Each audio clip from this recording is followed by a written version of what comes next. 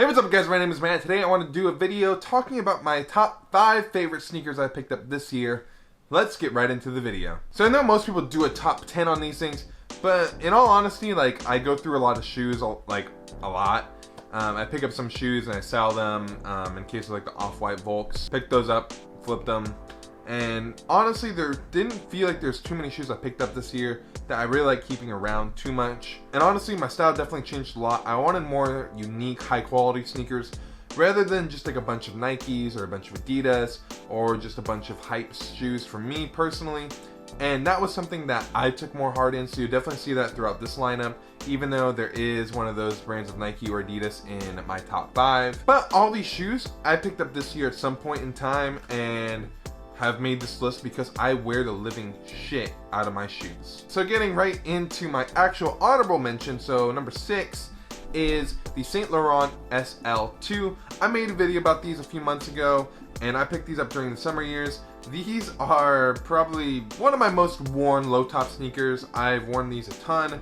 I got these for a good price off the RealReal. Honestly, I think the SL2 is such an underrated silhouette, and for me, I know I'm gonna have this for years to come. I really wanted to mention these because I don't see many people talking about them. They're definitely an underrated sneaker in my opinion. Definitely a minimal sneaker, but with this minimal design, I definitely feel there are enough luxury details to it that really make it stand out from the crowd of when you're looking at a bunch of other sneakers and you're looking at this one. You can definitely tell it's a little bit more high end. I really love it. This is my honorable mention though. So let's get into my top 5 now. So at number 5, I did mention that I had a pair of Nike or an Adidas. This isn't Nike. This is the Air Fear of God Air Raid in the bone colorway. I have literally worn these so much. I've actually played basketball in them. I have done so much in this shoe. I think I made a review on this channel of the Air Raid. This is such a comfy shoe. It's not the most comfortable shoe on the planet, but it is comfy nonetheless. You can wear it all day. It was one of those shoes that, you know, there's so much about it that was unique. I just look at this shoe as a more versatile version of the Air Fear of God Air 1s. And I think the fact that it is a lower top silhouette, it's more of a mid-ish high top rather than like the extreme boot cut almost of the Fear 1s. To just like the straps that go over top, kind of like this. It just gives it more of an athletic look. Definitely a different look than you'll see on most shoes on the market, and something that I personally love to wear. And then this almost like leathery nubuck-ish feel of the upper, the straps, everything about it definitely felt high quality to me. I love it so much. I haven't worn these recently, honestly, but these are one of my most worn shoes of the year and definitely in my top 5 shoes of the year. This would have been my sneaker of the year, but that goes to another shoe on this list that you'll see coming up. So that was number 5. I want to say number 4 is a toss-up, but I'm going to give it to my Saint Laurent SL10s. These I definitely picked up later in the year, but have gotten a ton of wear from me. I believe that this was a lighter color before and then someone dyed it to make it a little bit darker. But overall, this shoe is fantastic. If you haven't picked up an SL10, I definitely do it. Definitely size down in this. I went down to, I believe, a 45. In these, I normally have 46. Something to keep in mind with SL10s is they do run a little bit big. For me, I love this shoe so much. I've worn these at my bachelor party. I wear these with my Fear of God stuff. You can wear these in more hype fits, and I think they add a lot to it because there's not too much hype for an SL10 anymore, even though it's such a high quality shoe. I love the suede version of these, which is why I picked these up. I have my black and red represents over there that, you know, I didn't need a red SL10.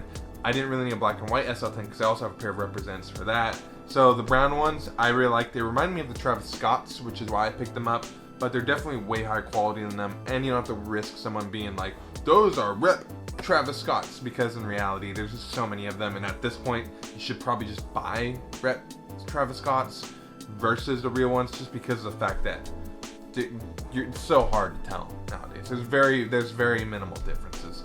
This one, not really gonna deal with that as much, and it's something so low-key that you can wear it in so many different fits, but it is a high quality shoe that definitely doesn't get looked at enough as well. It's a classic shoe that's gonna last you years upon years, and it's something that I think is perfect to add to your wardrobe. And this is a pretty tough thing for me to do because I'm kind of putting up all the shoes I bought, and I like all my shoes against other shoes I bought that I also like. So number 3, I'm gonna have to put the Common Projects here. It's more sentimental for me of these being on the list. I got married in these exact shoes a month or two ago. It's been a month probably, I think in a few days, of getting married to my wonderful girlfriend I've been dating for 9 years. These were the shoes I got married in, and I have worn these a ton since then. On my honeymoon, I wore these a ton, walked around in these a ton. Then I wore these to my Christmas party for work. These are so versatile of a shoe that you can wear them in higher end fits, you can wear them in lower end fits, and they just bring every, bring every fit up to another level. These can be worn, like I said, casually, not casually. There's so many different ways you can wear this shoe that, to me, is amazing.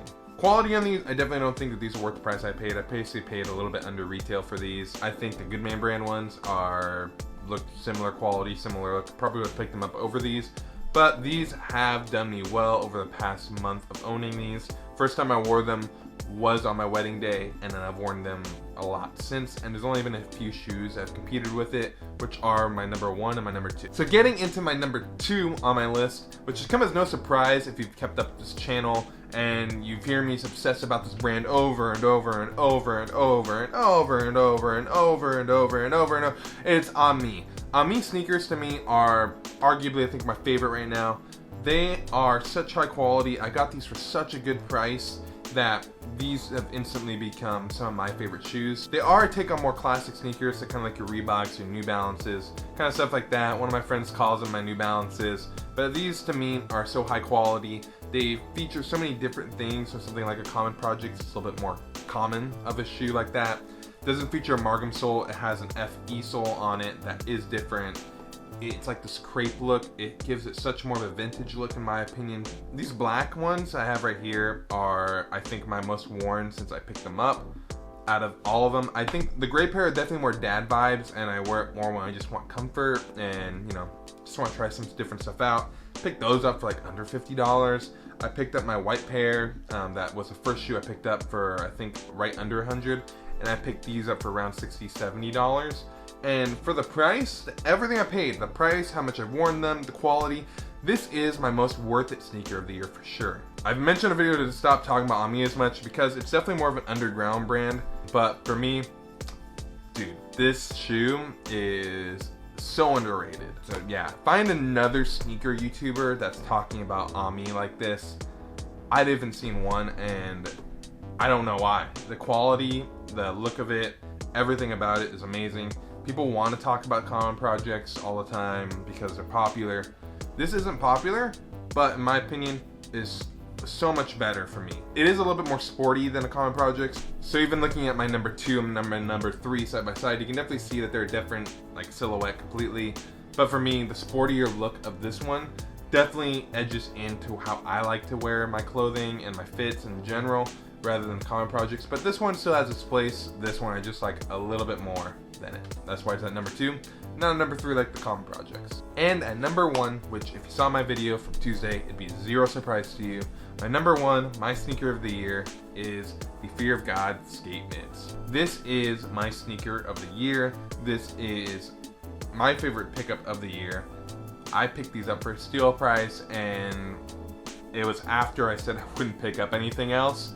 But overall, these are amazing. These are something that I think everybody should be picking up, and something I love. If you want to hear more of my thoughts on this shoe, I would just watch a video on Tuesday, which I filmed right before this one, and I love it. There's nothing more I can really say about the shoe that I haven't already said in that video. So I'll let you watch that video, and then, you can come back and watch the last, probably a minute of this. So that's been my top 5, technically top 6 shoes of the year for me and that I picked up personally. Let me know your guys' thoughts in the comments below. I definitely think that I have a lot more of a unique sneaker collection than most YouTubers or people you'll see on the streets. It's definitely a little bit more high-end than other people, but I didn't spend high-end prices to get there. I just spent discount prices on shoes that I just love the quality of, and that's how I like to buy my stuff, and that's how I afford the higher end stuff, is by buying them on sale. So let me know what your guys' thoughts are in the comments below about my sneaker collection. If you are new here, just want to thank you guys for stopping by and making this far into the video.